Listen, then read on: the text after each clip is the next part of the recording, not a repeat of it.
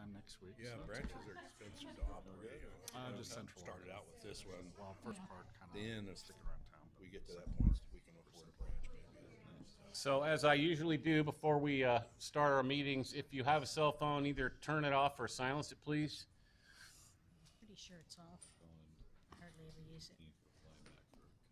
It'll come off, doesn't it?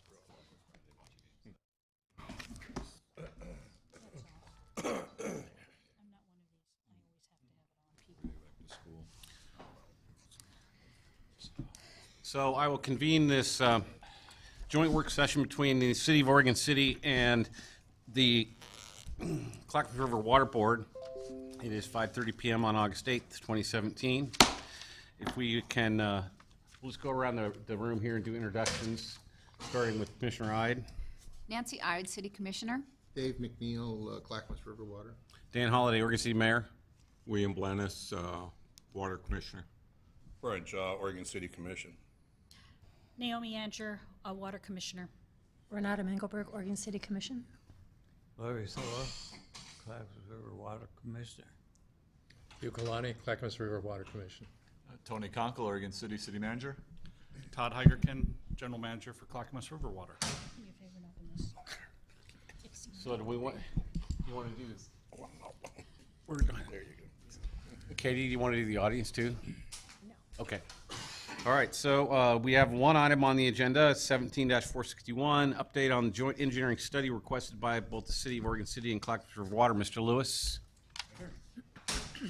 All right, well, thank you all for being here and being here on time, being here on one of the best water sale days of the year. So let's celebrate that while we're in the room together.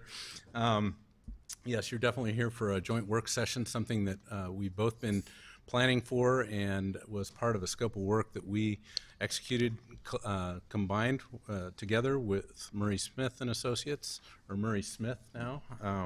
Sorry about the associates. Just to, in the interest of impartiality, we provided bottled water. So you're not drinking water from Oregon City nor CRW, you're drinking bottled water, which unfortunately isn't even from the Clackamas River, but we won't talk about that much more. So a lot of collective positive energy from both agency staff on this, and I want to reach out to Todd and his team for cooperating as much as they have, and we feel the same way. So it very much feels like a partnership, and we'd like to kind of continue it that way. We want to remind you that tonight's update includes topics that some of you will be very familiar with, others not so familiar with. So, but we wanted you all to hear it at the same time, because there's a lot of good information here that I think you'll be interested in. Keep in mind, we had in their scope this joint work session. We've got other work sessions that are planned, one each with each of the agencies. And then if need be, we can add another work session if that makes sense to do. So keep that in mind. The presentation tonight is 42 slides. So Brian Ginter, who I'll introduce here, is going to move through those pretty quickly. And we've planned for about 30 minutes of speaking time and about 30 minutes of question time, and hopefully we can stay pretty close to that. Definitely feel like it would be best if we get through all this information, because there's a lot to get through. If you have questions, we've provided notes. You can write them on the particular slide, and we can go back to that slide if need be. But that's our preference, just so that we can stay on track with time. But obviously, Mayor and Board Chair, it's kind of up to you to figure out whether or not you want to let us be interrupted or not. So with that, I'm going to introduce Brian Ginter with Murray Smith, and he's been leading the charge. We've also got a couple other folks from Murray Smith, Mike Carr and Claire, help me the last name. DeVoe, there we go. Sorry about that, but they've all been kind of part of the team as well. So with that, Brian. Thank you, John. As John mentioned, there's quite a bit of material, so I'm going to try to move through this pretty quickly. And in that interest, this slide's an introduction of our project team. The thing I want to highlight here, I won't go through all the names, is that we had significant involvement from staff from both agencies. They're very committed to this process and have been very engaged throughout. All right, so jumping right into the project timeline, we had This project started essentially at the beginning of the year, and what this timeline shows is the process we've gone through, starting with individual meetings with each agency to kind of frame up the issues from each agency's perspective and what their concerns are. So we met with staff individually, then we met together in a workshop format and reviewed our analysis, did some additional analysis, met again in another workshop, reviewed that material, worked on the economic analysis into the summer, and here we are tonight, the joint work session. And the thing I want to highlight here is that this has been a culmination of work over the last 8 months. This is your first introduction to it. It's a lot of material. We want to get through this. There's going to be more to come, and it's going to follow into the fall. So, at the center of what this study is about is annexation and withdrawal. Under Oregon state law, cities may annex and withdraw territory and infrastructure from a water district. And so in that context, there is the potential for conflict, and what we want to do here is look at where are those conflicts and how do we resolve those as easily as possible. So the study area that we looked at really is the interface between the Clackamas River Water District service area in green and Oregon City's current service area in blue. The black line that's shown there is the urban growth boundary. And so these areas where the green and blue come together and the spaces along the urban growth boundary are really where the majority of these conflicts occur. And so as the city annexes out to the city limits, where Clackamas River Water is currently serving, there's the potential for issues to arise there because of annexations and withdrawals. So study objectives, we want to develop recommendations for you folks to consider here.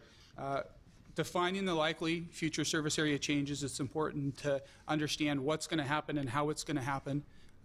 We need a methodology for reimbursement for assets that are withdrawn. So it's a remuneration methodology. We'll talk about that more later in this presentation.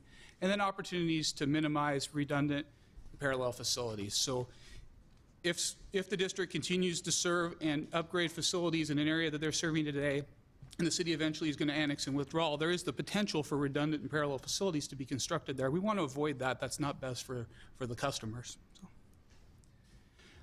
So highlight the successes and why this study makes sense. There's several agreements over the last 30 years that have been put in place between the city and the district that have been very successful. And in those areas, for the most part, agreement has been obtained. There's been an understanding and documentation of how service is going to occur, and there's been very little conflict. In the areas where there aren't agreements, that's often where there's the potential for misunderstanding and conflict. And so what we want to do here is bring up the documentation in these conflict areas to that same level. I thought there was a 2008 agreement between CRW and South Fork. South Fork, maybe? South Fork, yeah. That was the, I don't know if 2008 is right, but are you talking about the agreement between South Fork, CRW, Clackamas River Water Providers Service? Yes. For that agreement, yes, that's right. Okay. Yeah. So these are highlighting many of the ones that had to do with this transition of service area. Again, the potential conflict areas are generally along the interface, and so the study was broken up into numerous little areas that we looked at. Tonight, we won't be talking about these specific areas, but ultimately, as we dig in, the analysis we did broke them down into these individual areas. We'll be talking more about the overarching issues that were identified. Oops. It's always nice to start early in the presentation with where we're going, so kind of last things first here.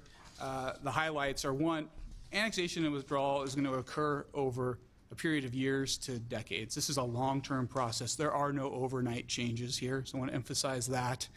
And then to frame up the magnitude of potential withdrawals that we're talking about, it's up to 13% of the current CRW South customers, so customers south of the Clackamas River, may be considered ultimately for annexation and withdrawal within the urban growth boundary. So that's the approximate percentage of customers that could change hands over time.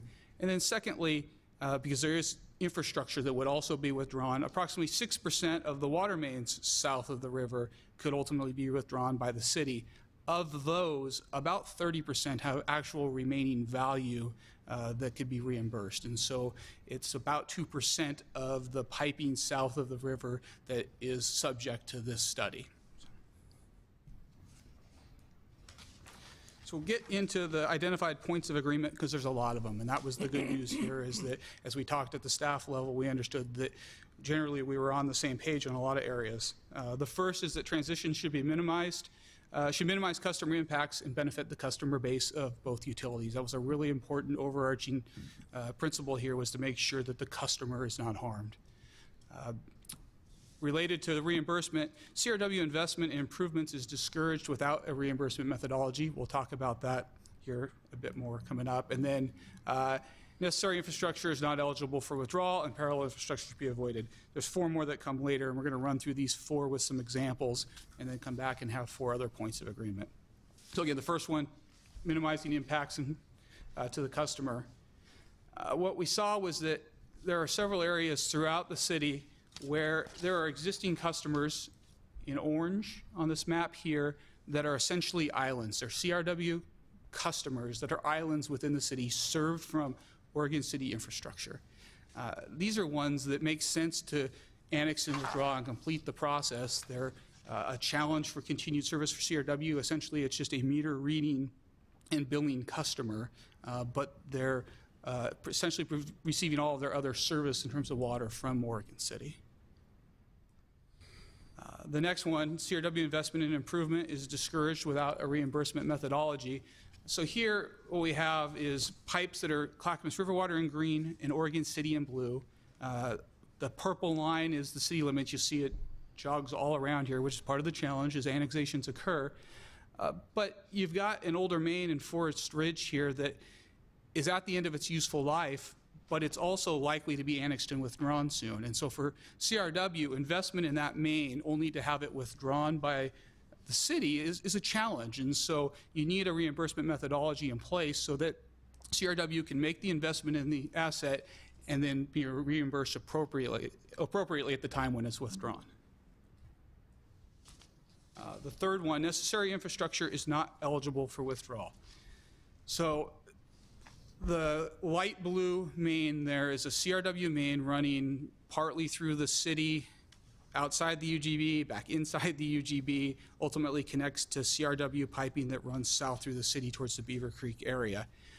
While ultimately the city may annex and withdraw the area, that pipeline is critical for continued service to customers that are outside the UGB, and so that main isn't eligible for withdrawal. We want to identify those in the study and make sure there's a clear understanding of what those facilities are, so there's just no ambiguity about what it would take for the city to serve ultimately. And then our fourth one is parallel infrastructure. And so here, what's happened in the blue-green line that's shown in 2 areas there, both the city and CRW have parallel infrastructure in place there, partly because coordination wasn't possible. And so as the city came in and annexed and withdrew this area, they constructed mains in parallel to an existing Clackamas River water main that long-term won't be needed anymore because they don't have customers there. And so when coordination occurs, there's the ability to avoid that investment in additional unnecessary parallel infrastructure. All right, now our next 4 we'll run through here. The first one, service transfers should be coordinated with annexation. So typically, annexation occurs as urban development happens and the city expands. That's the appropriate time for those transfers to occur. So that's an orderly time to do it. It makes sense to the property owner. It makes sense to the customer. And so we want to align these as much as possible with annexation. Historically and going forward, the city and the district have used joint users and master meters as an interim step in the withdrawal process fairly effectively, even without formal written documentation. And I'll define those 2 here. So the first one is a joint user.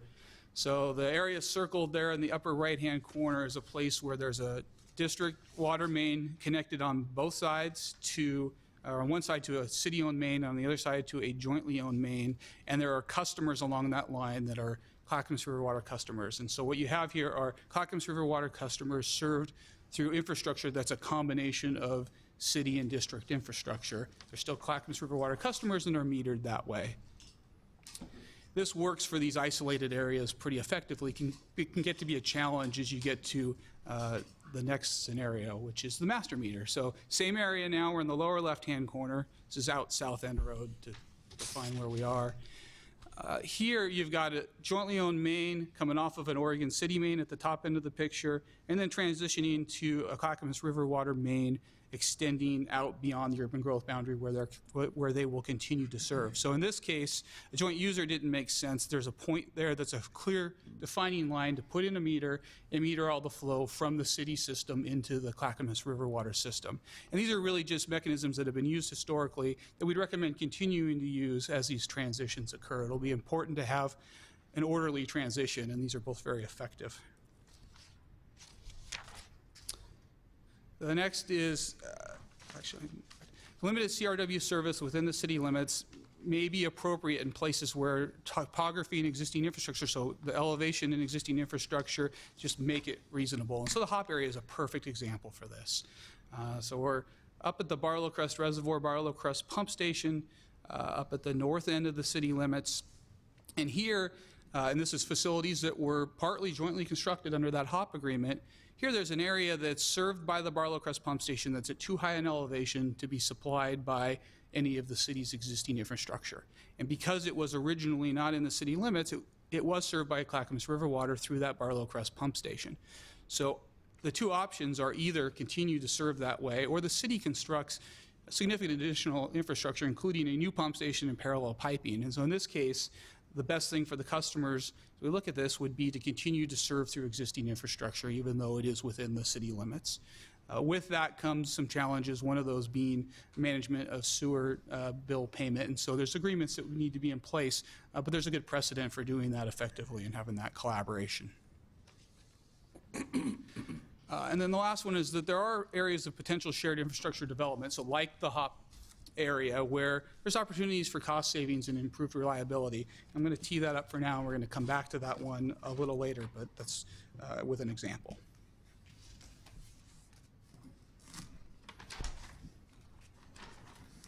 Okay, so addressing all of those points generally led to an agreement in each of the conflict areas, so kind of boiling it down to what did we get to.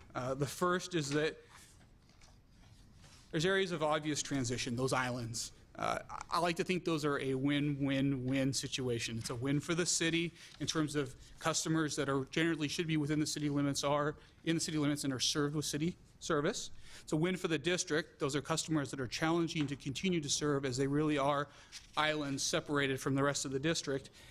And I believe it's a win for the customer, but ultimately maybe it's easier to say it's a no loss for the customer. There's no reason why the customer should see any significant impact in that transition. And so win-win-win at the best, win-win, no loss in the worst case, as long as it's messaged appropriately and managed correctly. The next is areas where the process will take longer and benefit from a remuneration policy. The South End is a perfect example of that. I'm going to talk a little bit about the remuneration policy here and then jump back to the third one. So remuneration really is reimbursement for assets that are going to be withdrawn by the city from the district. The policy is based on a concept of original cost less depreciation. So essentially, the pipe costs something to build by the district originally, and every year it uses up a year of its design life or its service life is used up. And so as you go through time, the value of the asset decreases as its life gets shorter. And so we capture that in the methodology. We look at the pipe cost for design, and we assign a dollar value to it that decreases over time. So at the point at which it's withdrawn, it has a remaining life and a value that then would be eligible for reimbursement. And then we've developed a spreadsheet calculator that's in review now by staff to make sure that we've got the methodology developed. That'll be something that'll be coming back to both commission and board later.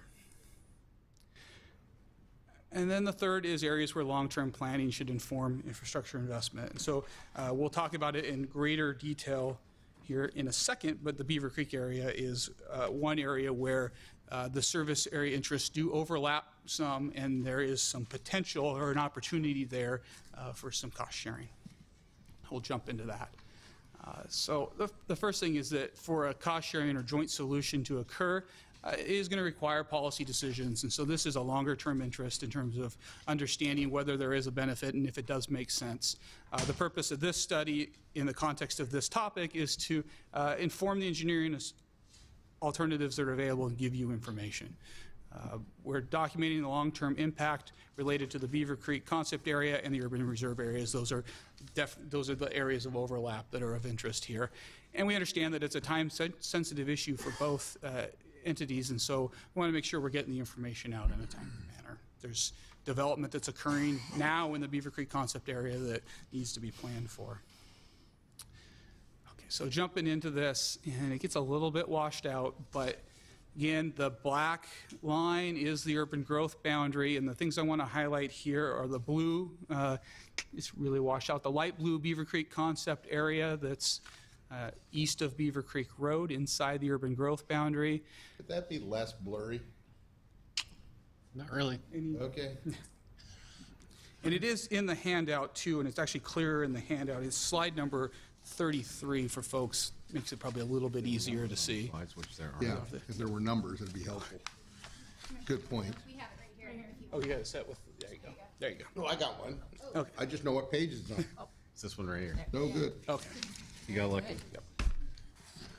And so we've got future development in the urban reserve area. That's the dark green color that ultimately is going to be a potential conflict area. We've got the Beaver Creek concept area of interest. And then if we jump to the next picture here, we get to the real interesting part. So the red contour that's highlighted there is the 480-foot elevation. Essentially, that's the elevation above which the city can't currently serve customers today, but you see there's a big area that's inside the urban growth boundary, and so there's a need for the city to make improvements in order to serve those customers inside the urban growth boundary.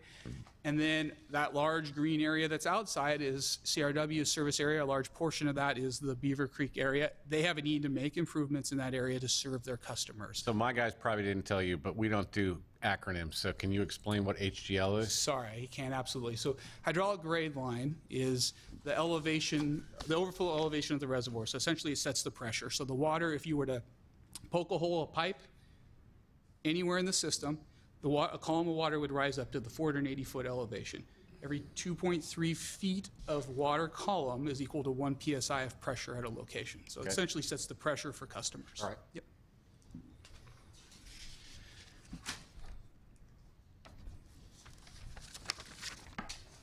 So because we have this planning occurring for parallel infrastructure, essentially both agencies need to serve higher elevation areas out in this area. There's a lot of infrastructure that could get constructed that's going to look redundant potentially.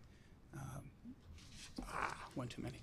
So for the city, that's construction improvements coming down Beaver Creek Road. That's transmission and pumping to pump up to a new elevated reservoir out on Wilson Road or in that area at a site there. So new infrastructure, and that reservoir potentially, unless it's an elevated reservoir, doesn't have the ability ultimately to serve the urban reserve area, but it does address the areas currently inside the urban growth boundary. Then CRW also is planning improvements because they need to make improvements to continue to serve their growing customer base outside of the urban growth boundary in this area. That includes transmission piping coming down the east side of their service area, a new pump station, a new reservoir down at their Beaver Creek site that would be an elevated reservoir. So you've got a lot of infrastructure essentially doing the same thing being built by both agencies. So we looked at, is there a potential alternative? And there is an alternative that could be considered that has some cost sharing opportunities.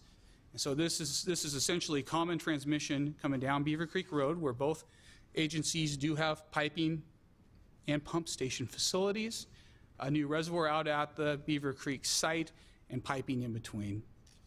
In the future, a pump station at the Cities and Regency site, but there is some opportunities for phasing, which is a nice opportunity as well. So just kind of highlighting the potential benefits. It would provide source alternatives to much of this area south, because you could bring source from both of the respective water treatment plants to this area.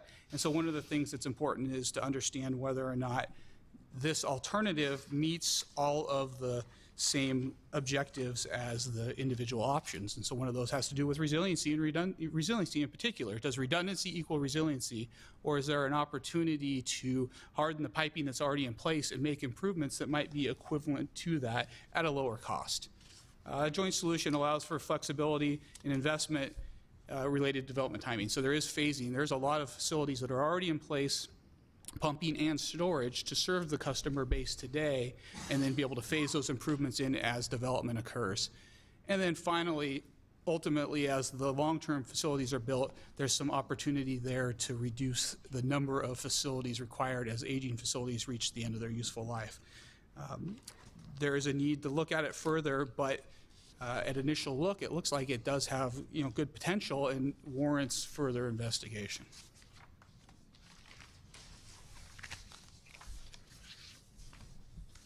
So that's kind of a run through the work to date. And again, this work's documented in the white paper, and we'll have further discussion on it because that was a lot of material really fast. I want to highlight next steps because there's a lot of them. The study's really just the beginning. So the first thing is to meet individually with the board and commission to review recommendations, understand the concerns, and answer questions that go beyond tonight's presentation. Adopting a responsible remuneration policy is a critical piece of this and was kind of at the core of the original concept for this study. There's a need to establish a understanding in terms of a joint user agreement, a clearly documented policy for how that works. Wheeling charges for water through master meters and to joint users. The process for systematic transitions is really critical in terms of having a plan for how that's going to occur that both agencies can understand. There's service boundary updates. I'm going to stop there and get to the end because there's a lot of things. The last couple are important. Those agreements I showed you at the beginning, many of them are coming to the end of their life. They're still working, and so updating those and bringing them forward will be important. And then finally, determining whether both agencies wish to pursue further investigation of a shared infrastructure agreement. Current project status. At this point, staff are reviewing the engineering analysis white paper and the remuneration methodology. So those pieces are in review now and will continue through the month of August. And then from there, we'll move forward with next steps in terms of follow-up discussions with elected officials as we go forward. And I covered a lot, so. Questions? Commissioner Shaw. Which projects have more of a sense of urgency than others, I guess, here? So establishing the remuneration policy is a critical item. That's really important. At this point, I would say that there's a need to have clarity for the district in terms of whether or not reimbursement will occur and how it will occur as they make decisions about replacing aging mains that have a leak history, and decisions need to be made there in terms of budgeting and planning. And then I think the other critical item is to address the question of potential cost sharing in the Beaver Creek area, because both utilities need to make decisions soon in terms of addressing current customer base and also addressing upcoming development. And then the third item is that there are some, like I showed those islands, there are some easy withdrawals that could happen. So those, in that order, those would be the top three. But there isn't a certain area that kind of surfaces that needs more attention sooner than later? The areas related to the policy for annexation and withdrawal in general, I would say that the areas that are an issue right now, staff are working together and collaborating to work through. They're doing them to some degree as a one-off, addressing it appropriately, but I don't think that there's any one of those areas that has a sense of urgency. Else? Really? Okay, well, I have a couple. So if we go to be the fifth slide with the map on it, there's a bunch of little red lines out here on the south corner of Oregon City, and the key doesn't tell me what those are. If I can get back there here, make sure. Almost there. There. Okay, so Those red lines actually are pipes that are potentially eligible for the remuneration, and so we did identify those were ones throughout the process. So that's that couple of percent of pipes that are CRW pipes that could be withdrawn by the city. Right, okay. All right. And then if we go forward, where'd it go?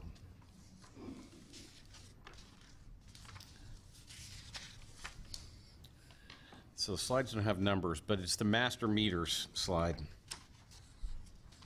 Yes. Okay, so if Oregon City continues to annex out, do we continually move that master meter? Ideally, it doesn't get continually moved. That's one of the things we talked about in the study. Folks that were involved in selecting that location weren't in the room when we talked, but no, that master meter would be moved when it gets moved out to the urban growth boundary, and that would be the dividing line. Right, okay. So that it doesn't need to be reconstructed multiple times. That's all I have. A couple questions. Are there a lot of very old pipes that would need to just be replaced, or would you be looking at how much it costs to repair them as part of the remuneration strategy? So most of the pipes of interest would need to be replaced. And so we're talking about a number of areas where it's 1960s vintage steel piping that generally has reached the end of its life. It's got now a history of leaks, and so replacing those would be a priority. And they could be a priority for CRW if they had an understanding of how reimbursement would occur. Without that, it is a challenge to make the investment in those. So. Is that it? The urban growth boundary, it is there, and Oregon City could move out to it, but what is the likelihood or the timeline on that? Is it just because there's an urban growth boundary, it will be annexed by Oregon City? I'm trying to, or is that not something you can answer? I will give a partial answer, and I'll defer to others in terms of land use here. But Okay. Essentially, in order for it to develop at urban densities, it would need to annex into the city. And so the driver is the need for additional urban development. Okay. It may take a long time in some of these areas for that to occur. So let me further answer that. That's our UGMA, the Urban Growth Management Area. And as we annex, then our 20-year land supply goes down. So at some point, that UGMA is going to continue to move as well. So as we annex and do the lands off of Beaver Creek Road, that stuff is annexed in. We're out to our urban growth boundary. The legislature and Metro have now gone to, they've sort of split up the 6-year cycle. So we're doing it in sort of 3-year pieces rather than 6 years. So the likelihood of being able to get smaller pieces of urban growth area, moving the urban growth boundary in smaller units is more likely now that we've made those changes.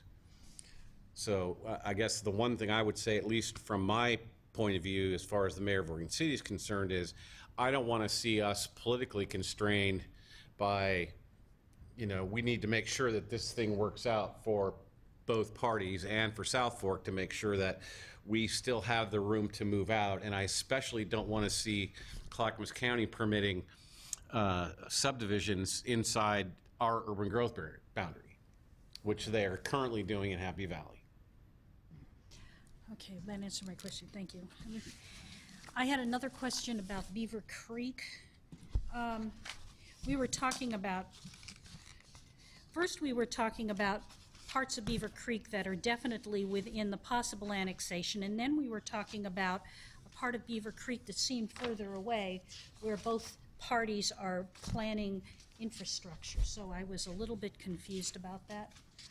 Oh, I know what you're talking about. Sure. So I think this slide probably tells the story well. So everything that's to the right of the red contour essentially is at a higher elevation than can be served from existing city infrastructure.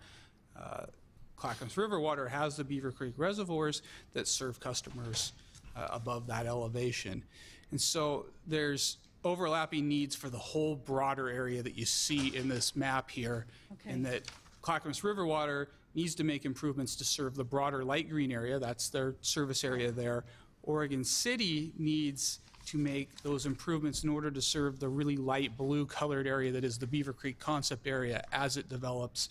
The area in dark blue, which is currently the Fairway Down service area, it's a little bit of a high elevation that's got a small pump station that serves it, and then those areas. And so there's common need in terms of the types of improvements for both utilities to serve their respective service areas. So Fairway Downs is being served by a pump station that belongs to who? The Fairway Downs pump station belongs to the city. There's another pump station at that site that belongs to CRW that pumps up to the Beaver Creek reservoirs. Okay. Okay, thank you. And then I assume that, as it shows on the next one, the darker green, just south of the city and UGB limits, that's the urban reserve area, so that's our 50-year land supply. That's correct. As opposed to our UGB, which is our 20. Correct. And so ultimately, as that gets brought into the UGB, you would have the same considerations that we're talking about today inside the urban growth boundary. And what are the, Tony, what is the acreage limit on development on those lands? In the county? Yeah. Half acre. Is it a half acre down in that area? Some of the All stuff half in acre. ours is future urban 10. You know, I think one of the issues you'll see where you see some of that urbanized development that's happening up in the Happy Valley Damascus area is because they have the ability to provide sewer. Right, I know. Which, okay. The water alone won't allow development. Right. there. Okay.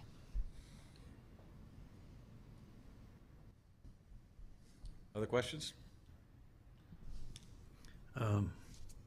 How much of this grandiose plan will be able to be implemented if the city doesn't amend their code for a 150% increase in surcharge for water?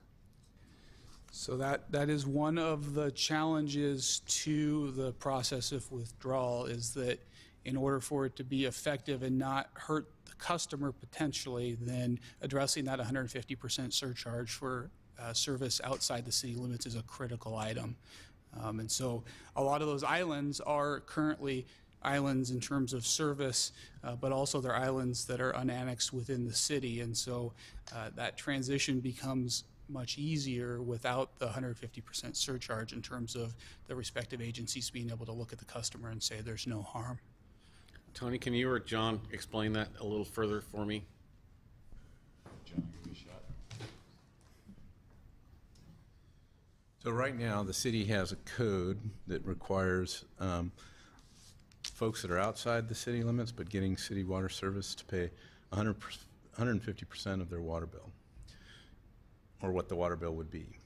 And so there's a significant cost disadvantage to them to want to be part of the city's water system without annexing.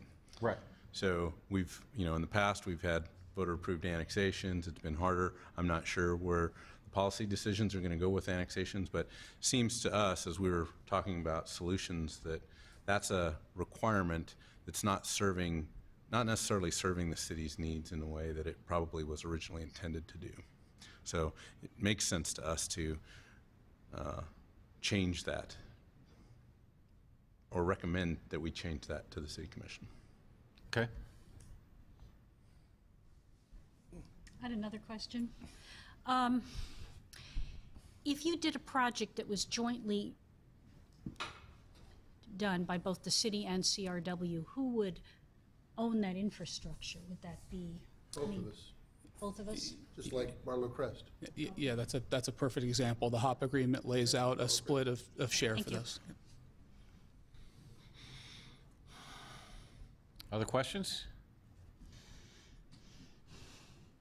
Nothing?